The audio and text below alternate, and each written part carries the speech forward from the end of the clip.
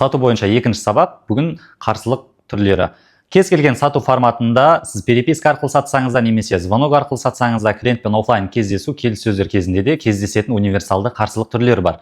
Олар мынандай: ойланамын, ақылдасамын, ақшам жоқ, керек емес, басқа жақта арзан немесе қымбат деген сияқты қарсылық түрлері көбінесе кездеседі. Бұл қарсылықтармен егер дұрыс жұмыс жасалу жолын білмейтін болсаңыз, ақшаңыз жоқ па, ойланып көріңіз деген сияқты сөздерді қолданып, клиенттің қарсылығын жаппай, клиентті жібере салуыңыз мүмкін. Ал тәжірибелі сатушы клиенттің қарсылықтарымен толық жұмыс жасап, оны сатылымға дейін алып келеді. Қарсылықтар бізде екіге бөлінеді. Біріншісі өтірік, екіншісі шынайы деп. Бізде көбінесе ойланамын, ақылдасамын қарсылықтары өтірік қарсылық немесе клиенттің жылы жабуы болып табылады. Мысалы, өзіңізде де кездескен болуы мүмкін. Базарға немесе басқа жерге киім немесе косметикаға алуға барсаңыз, сізге мүмкін консультант ұнамай қалды, мүмкін оның дұрыс жауап беруі ұнамай қалды, мүмкін ақшаңыз болмай қалды деген сияқты. Бірақ сіз шынайы қарсылығыңызды айтудан ұялып, сатушыға ойланып көрейін, ақылдасып көрейін деген сияқты жылы жауап кетіп қалуыңыз мүмкін. Осындай жағдайлар өз өмірімізде де көп кездеседі. Сондықтан егер клиент ойланамын, ақылдасам деген сияқты қарсылық айтып жатса, міндетті түрде оның арғы жағындағы шынайы қарсылығын біліп алуға тырысуымыз керек. Қарсылықпен жұмыс жасаудың арнайы бізде техникасы бар, ол келісу, аргумент, сұрақ қою техникасы. Яғни кез келген қарсылықпен жұмыс жасаған кезде бірінші біз клиентпен немесе адаммен келісеміз. Мен сізді түсіндім, сізбен келісемін, сізді естідім деген сияқты фразаларды қолданып клиентпен келісіп аламыз, одан кейін аргумент келтіреміз.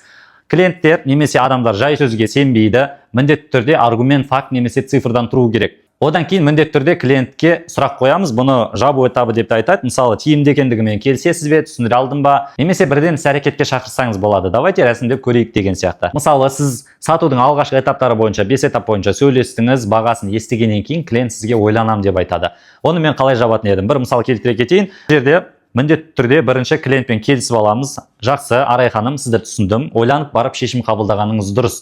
Алайда осы салада жұмыс жасап жүргеніме 6-7 жылдай уақыт болды. Егер клиент ойланам деп жауап берсе, мүмкін қандай да бір күмәні бар деген сөз. Мүмкін ақша жағынан қиналып тұрсыз, немесе маған сенбей тұрсыз, немесе өнімге сенбей тұрсыз, немесе компанияға сенбей тұрсыз, немесе қандай да бір қорқыныштарыңыз бар шығар. Яғни аргумент келтірдік, одан кейін сұрақ қоямыз. Ашық айта аласыз ба, Арай ханым, қандай қазір мәселе болып тұр сізде? Одан кейін клиент өзінің шынайы қарсылығын айтады. Ол қарсылық көбінесе ақшам жоқ деген қарсылық. Яғни сізге клиент айтады: жақсы, мен сізді түсіндім, бірақ менің қазір ақшам болмай тұр еді деп айтуы мүмкін. Немесе қазірге алуды жоспарламадым. Немесе басқа жақтан көрдім, мысалы коллагенді айтуы мүмкін, басқа жақтан көрдім, басқа жақта арзан деген секілді. Ойланамын деген қарсылықты толық жапқаннан кейін клиент сізге екінші қарсылығын айтуы мүмкін. Ол бізде ақылдасамын деген қарсылық.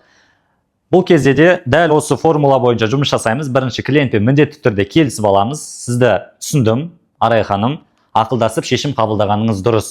Алайда әр істің өзінің маманы болады емес пе? Мысалы, тісіңіз ауырса, тіс дәрігеріне барасыз. Сол сияқты бұл істің маманы мен болғандықтан сізге жақсырақ түсіндіріп бере алам деп ойлаймын. Ашығырақ айта аласыз ба? Қазір қандай мәселе сізде болып тұр, немесе нақты не туралы ақылдасып көргіңіз келеді деген сияқты клиентке сұрақ қойып, оның шынайы қарсылығын анықтауға тырысамыз.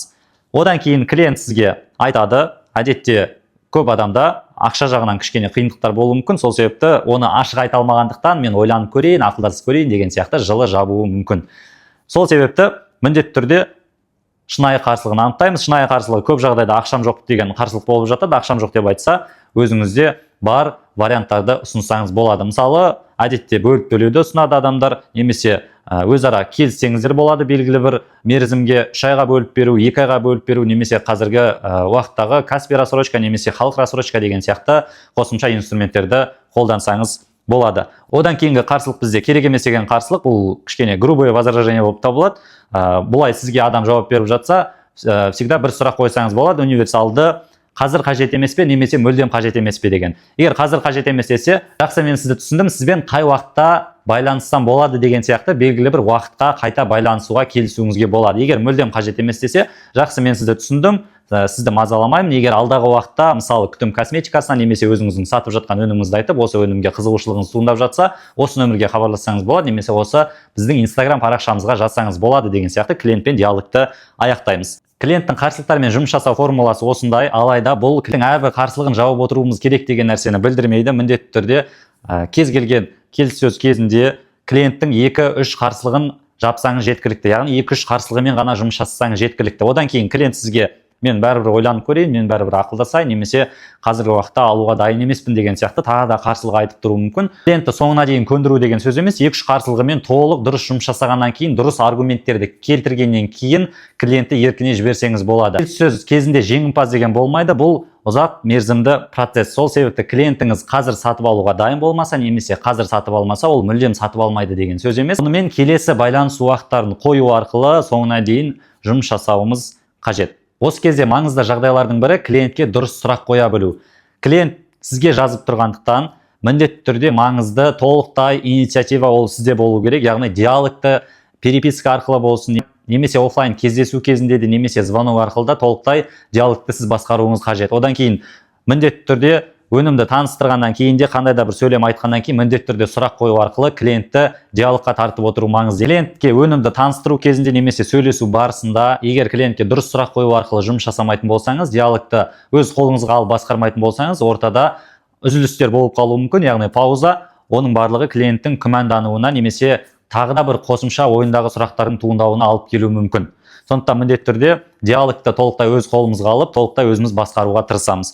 Одан кейін перепискаға байланысты, яғни WhatsApp арқылы, Instagram арқылы сату кезінде, переписка кезінде де егер сіз өнім туралы ақпарат бергеннен кейін, мысалы сізге күтім наборы туралы клиент өтінім қалдырды, сіз толық ақпаратты клиентке жібердіңіз, жібергеннен кейін міндетті түрде оған сұрақ қоймайтын болсаңыз, клиент сізді игнор жасауы мүмкін, немесе басқа жақтан алып қоюда мүмкін. Перепискаға байланысты осындай және де қарсылықтармен жұмыс жасауға байланысты, одан кейін скрипт деп айтамыз, клиентпен сөйлесу сценарий жазылған қосымша чек-листтерді сізге беретін боламын. Екінші сабағымыз осымен тамам. Қош, сау болыңыз.